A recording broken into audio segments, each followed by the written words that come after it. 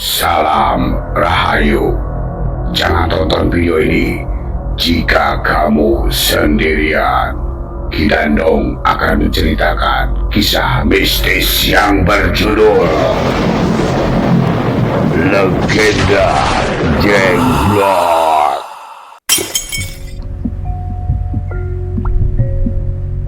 Hujan pun sudah mulai reda. Dikisahkan pada zaman dahulu, di zaman kerajaan hiduplah seorang pemuda yang gagah dan tampan. Pemuda tersebut bernama Suno. Suno sangatlah kuat sekali karena dia menguasai berbagai ajian sakti. Tidak ada seorang pun di desa yang berani melawan dia. Menyadari bahwa suatu saat dia pasti akan menjadi tua dan mati, Suno lalu pergi bersemedi. Dia belajar menguasai ajian Batara Karang. Jika seseorang yang menguasai ilmu ajian Batara Karang tersebut, pemiliknya akan hidup sejati. Setelah Suno menguasai ilmu ajian Batara Karang, Suno menjadi sombong karena yakin tak akan mati. Dia pun menantang Tuhan. Dia selalu berujar dalam tantangannya, "Wahai Tuhan, aku memiliki ilmu keabadian. Aku tak akan mati." Karena kekuatan ilmunya semakin hari semakin kuat, sehingga Suno pun semakin menjadi-jadi untuk menguasai, mengambil, merampas, merampok siapapun yang dia kendaki. Dia pun banyak pengikutnya. Tak ada seorang pun yang dapat menghalanginya. Ketika mencoba untuk menghalanginya, sudah pasti nyawa taruhannya. Dan tak pikir panjang, Suno pun selalu membunuhnya ketika ada yang mencoba untuk menghalanginya. Suno semakin sombong, Suno semakin menantang Tuhan. Suno pun selalu menantang Tuhan, dan tantangan kepada Tuhan itu selalu dia ucapkan pada pengikut-pengikutnya.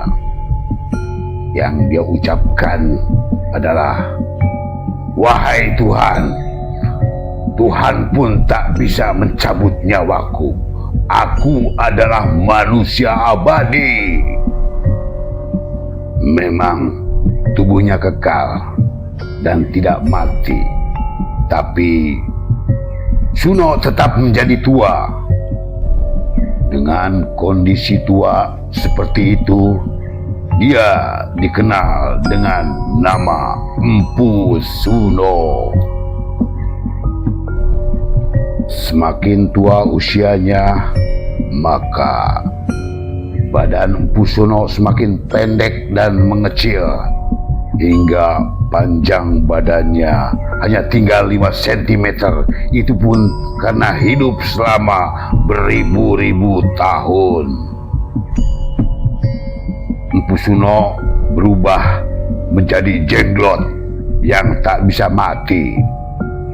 Bumi menolak jasadnya, sehingga jasadnya tak membusuk dan tak hancur kembali menjadi tanah. Semua itu adalah karma dari Tuhan. Keadaan Empu Suno kini sangat tersiksa. Dia tak bisa makan selain darah yang menjijikan. Beberapa tahun kemudian, jenglot diburu dan dicari orang dengan alasan untuk pesugihan ataupun untuk sebuah jimat. Bahkan ada orang yang rela membayar hingga ratusan juta rupiah untuk mendapatkan jenglot tersebut. Dan akhirnya jenglot dibeli oleh seorang kolektor yang kaya raya. Sang kolektor senang karena berhasil membeli jenglot. Tiba-tiba ada suara yang mengetuk pintu rumahnya. Saat membuka pintu, sang kolektor terkejut. Ada seorang kakek tua dengan pakaian zaman ribuan tahun lalu. Dia adalah Empu Suno. Empu Suno menjelaskan, dia adalah arwah dari jenglot tersebut.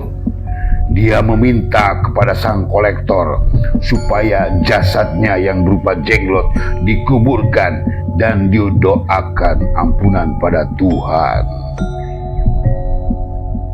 Lalu si kakek tua tersebut berujar terbata-bata, seperti terlihat sedih melihat matanya sambil berkaca-kaca.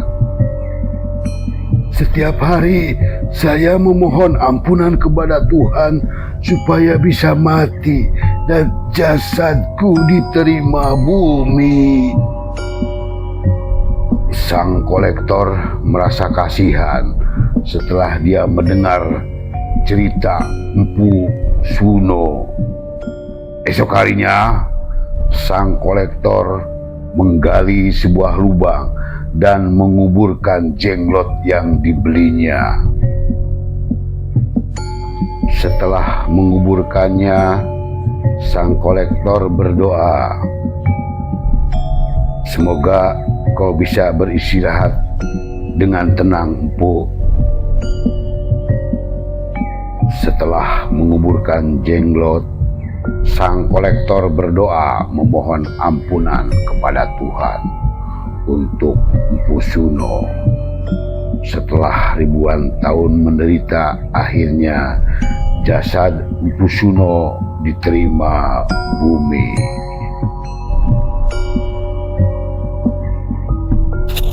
Tonton terus kisah-kisah dari Ki Dandong. Jangan lupa subscribe.